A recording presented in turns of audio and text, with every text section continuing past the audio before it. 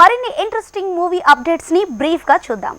Kollywood star దళపతి విజయ్ తో Telugu producer DVV Danayya plan చేసిన project ఆగిందట. ఈ సినిమా కోసం విజయ్ 230 కోట్ల రెమ్యునరేషన్ తీసుకుంటున్నాడంటున్నారు.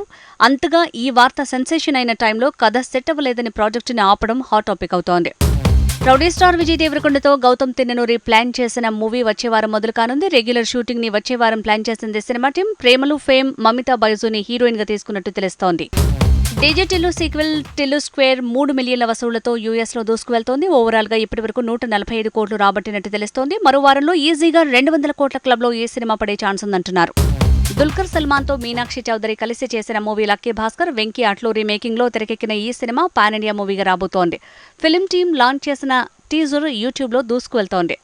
మాస్ మహారాజా రవితేజతో హరిశంకర్ తీస్తున్న మూవీ మిస్టర్ బచ్చన్. ఈ సినిమాలో రవితేజకు జోడీగా నటిస్తున్న భాగ్యశ్రీకి నాని సినిమాలో ఆఫర్ దక్కిందట. సుజిత్ మేకింగ్ లో నాని చేసే మూవీలో హీరోయిన్ గా భాగ్యశ్రీని కన్ఫర్మ్ చేసినట్టు తెలుస్తోంది.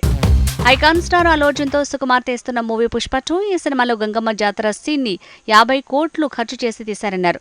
అయితే ఈ 20 నిమిషాల ఫైట్ సీన్ ని 72 కోట్లు ఖర్చు చేసి తీశారని, మోకోబాట్ కెమెరాతో పాటు విజువల్ ఎఫెక్ట్స్ కే 50 కోట్ల వరకు ఖర్చయిందని తెలుస్తోంది.